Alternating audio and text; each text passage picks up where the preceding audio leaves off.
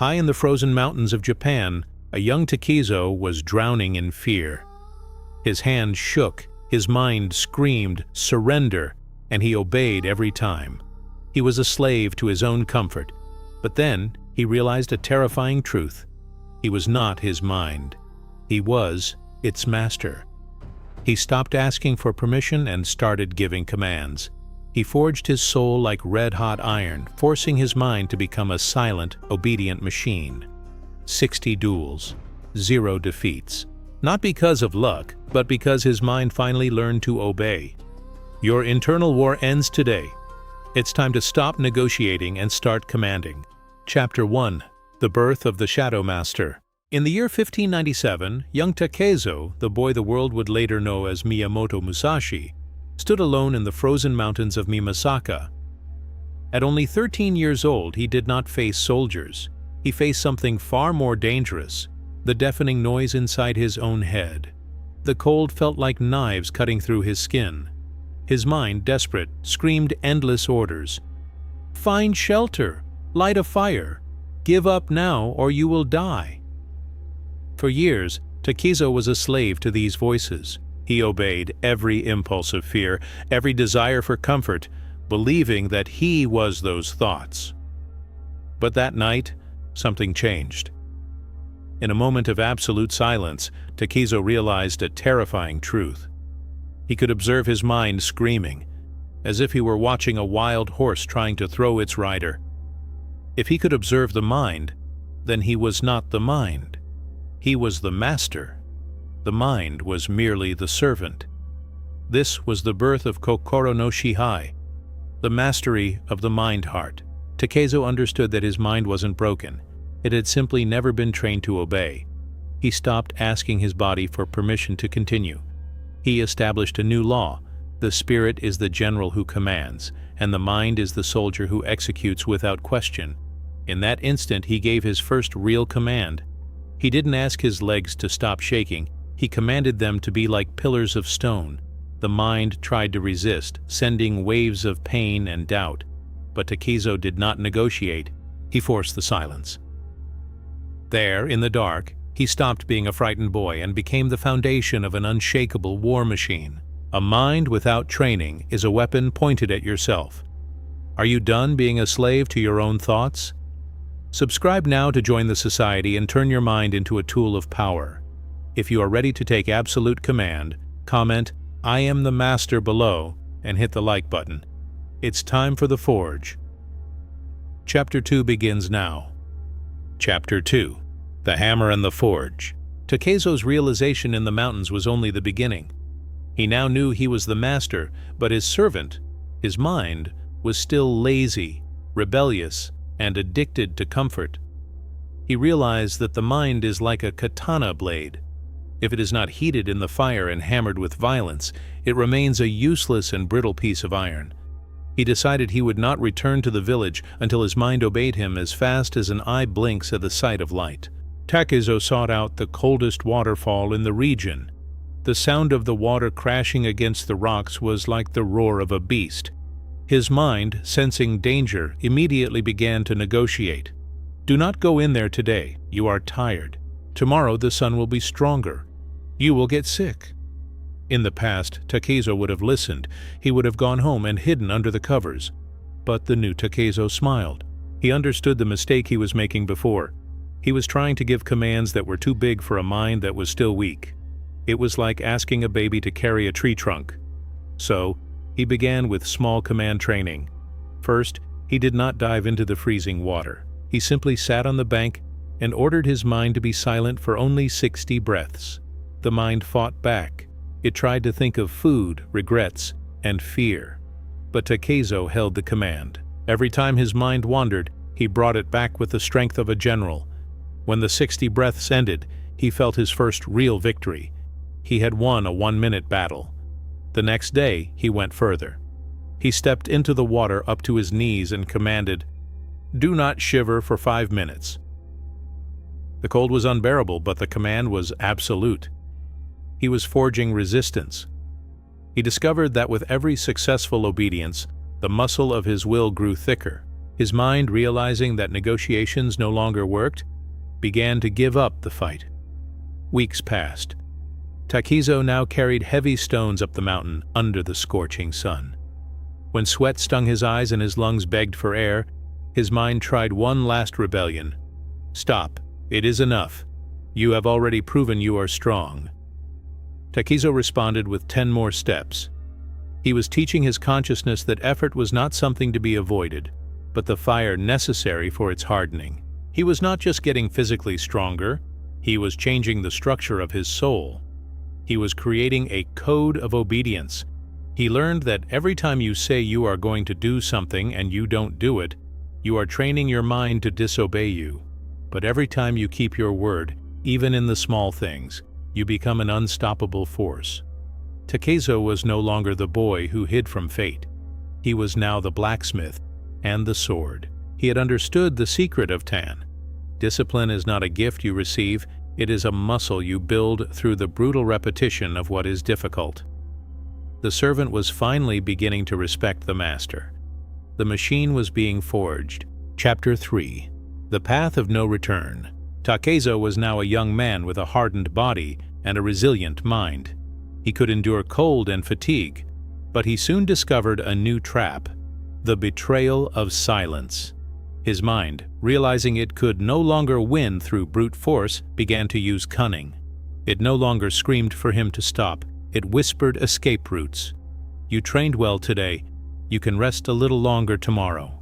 No one is watching. You can make this exercise easier just this once." Takizo realized that as long as there was an open door to mediocrity, his mind would try to walk through it. He understood the principle of Sen. The master must cut off all paths of retreat before the battle even begins. If the mind sees an exit, it hesitates. If the mind sees that the only option is victory or destruction, it finally falls silent and obeys. The ultimate test came when Takizo decided it was time for his first real duel against the feared samurai, Arima Kihei. At 13 years old, fear was a giant monster. His mind begged him to flee into the mountains and hide. To silence this cowardice, Takizo did not use willpower alone. He used environmental strategy. He went to the center of the village and posted a public challenge on a wooden post. By doing this, he cut off his social escape route. If he did not show up for the duel, he would be shamed forever. He would lose his honor, which for a samurai was worse than death.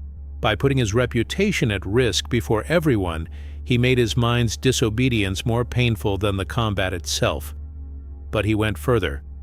The night before the duel, Takizo took his few belongings and burned them.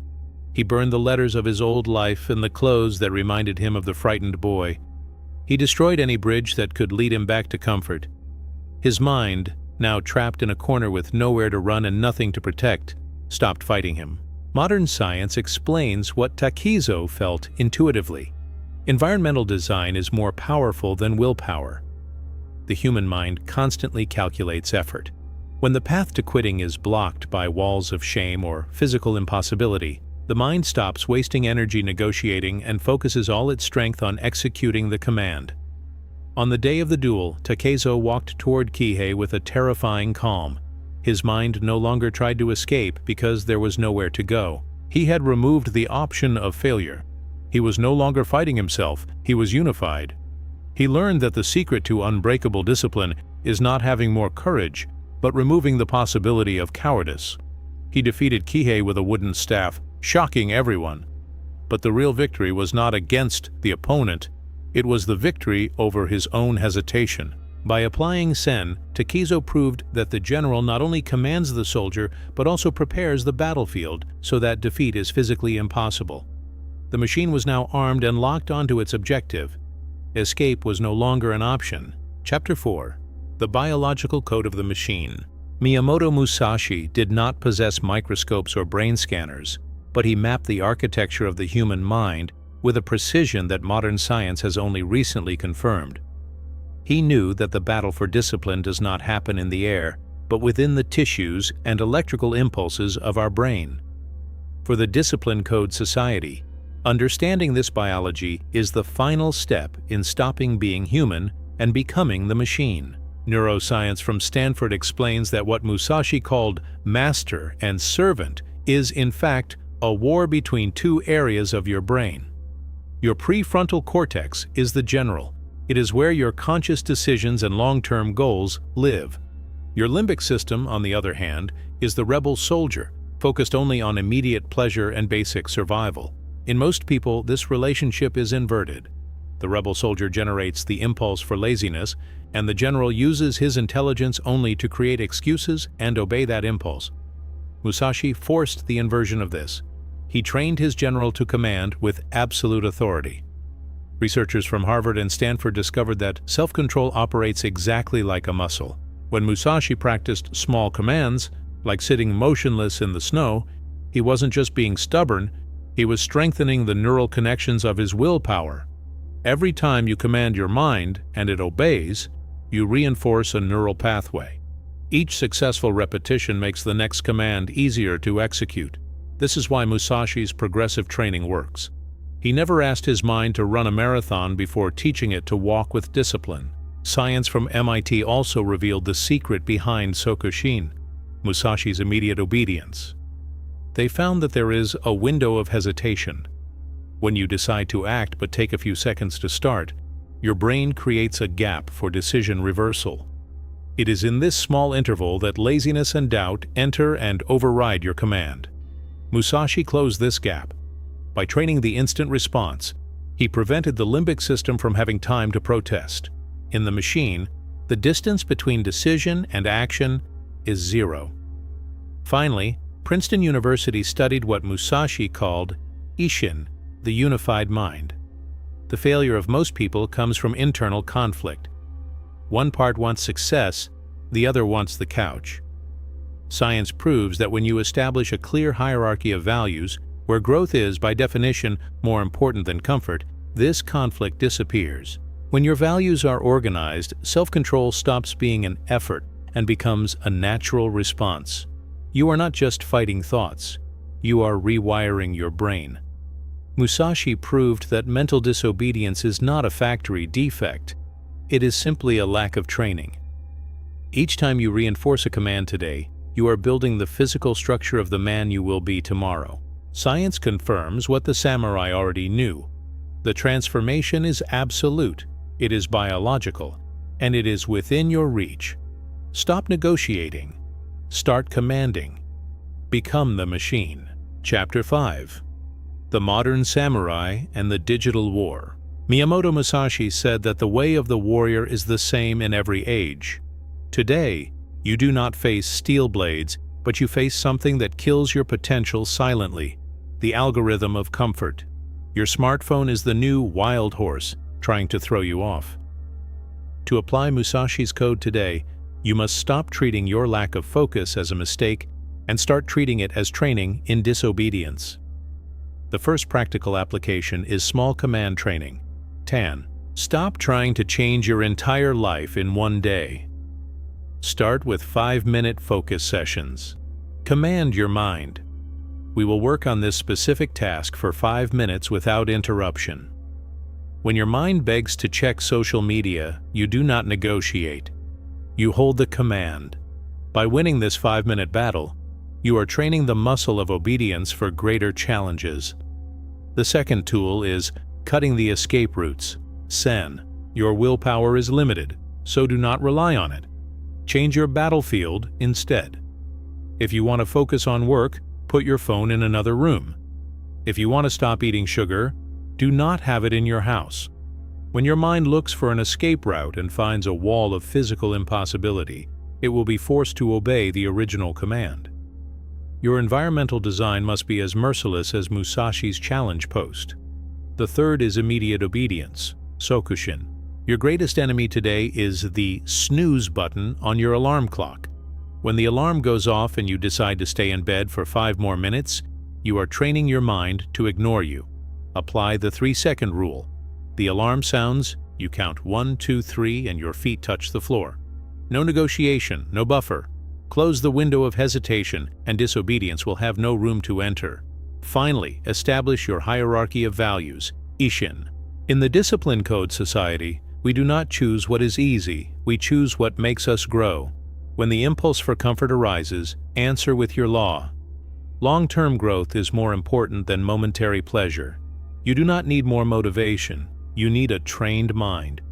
Every ignored notification, every workout done without wanting to, and every morning you get up at the first ring of the alarm is a hammer blow on your forge. The machine does not feel lazy. The machine does not feel doubt. The machine simply executes. The internal war ends the moment you decide that the master's command is no longer optional. Musashi's journey ended with 60 victories and 0 defeats, not because he was lucky, but because he was a master of himself. Your training starts the second this video ends. If you are committed to the code, subscribe to the Discipline Code Society and share this with one person who needs to take back control. Now, I have one final question for you. What is the very first command you will give your mind today? Write it in the comments to make it real. The machine does not wait. Go.